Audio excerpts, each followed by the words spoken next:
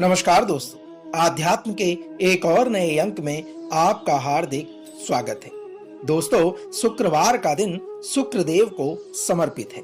इसी कड़ी में आज हम भगवान शुक्र की व्रत कथा का वर्णन आपके बीच में करने जा रहे हैं। तो आइए आरंभ करते हैं भगवान शुक्र व्रत कथा के सार को। साथियों, पौराणिक कथा के अनुसार मणिकपुर नगर में 3 मित्र रहते थे। उनमें से एक कायस्थ, एक ब्राह्मण और एक वैश्य था। वे तीनों हमेशा एक साथ रहा करते थे। तीनों का विवाह भी हो चुका था।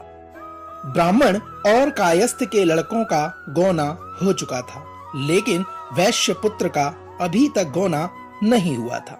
उसके दोस्त उसे अक्सर कहा करते थे कि तुम अपनी पत्नी को उसके मायके से ले क्यों नहीं आते। तब वैश्य पुत्र धनराज ने अपनी पत्नी कुसुम को लाने का निश्चय कर लिया। दोस्तों, अगले ही दिन धनराज ने माता पिता से अपनी पत्नी कुसुम को लाने की बात कह डाली। उसकी बात सुनकर वे हैरान होते हुए बोले, बेटे, अभी शुक्र अस्त हो रहा है, इसलिए अभी बहू को लाना उचित नहीं है। कुछ दिन ठहर जाओ। लेकिन धनराज नहीं माना। वह कुसुम को लाने ससुराल जा पहुंचा। ससुराल में धनराज की खूब आव भगत की गई। धनराज ने कुसुम को विदा करने के लिए कहा तो उसके सास ससुर ने कहा, बेटे, अभी शुक्र अस्त हो रहा है, ऐसे में लड़की को विदा नहीं करते। कुछ दिन ठहर जाओ, फिर हम कुसुम को खुशी खुशी विदा कर देंगे। लेकिन धनराज वहां पर भी जिद पर अड़ गया और कुसुम को लेकर वहां से विदा हो गया। धनराज कुसुम को जब अपने घर ले जा रहा था तो अचानक बैल तेजी से भागने लगे। रास्ते में पड़े पत्थर से टकराने से गाड़ी का पहिया टूट गया। फलस्वरूप कुसुम को काफी चोट आई। दोनों को आगे की यात्रा पैदल ही करनी पड़ी। जहां सुनसान रास्ते से गुजरते हुए डाकुओं ने उन्हें लूट लिया। उनका सारा धन, आभूषण और वस्त्र छीन लिए।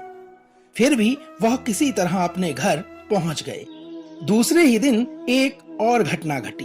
धनराज के बिस्तर पर सांप चढ़ गया और उसे डस लिया। सेठ जी ने बड़े बड़े चिकित्सक बुलाए, मगर कोई भी चिकित्सक जहर उतारने में सफल नहीं हो सका।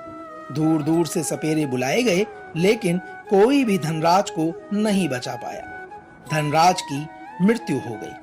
उसी समय पंडितों ने सेठ जी को एक बात बताई कि आपके बेटे ने शुक्र अस्त होने पर बहू को विदा करा लाने की भूल की है। यदि आप शुक्रवार की पूजा अर्चना करें और बहू को कहें कि शुक्रवार का वह व्रत करे तथा कथा सुनकर प्रसाद ग्रहण करे, तो शुक्र देवता की अनुकंपा से धनराज पुनः जीवित हो सकता है। सेठ जी ने पंडितों की बात को मानकर अपने मृत बेटे और बहू को वापस उसके ससुराल भेज दिया। कुसुम ने अपने घर पहुंचकर शुक्रवार का व्रत और पूजा पाठ की। उसने अपने पति की गलती के लिए शुक्र देवता से क्षमा मांगी।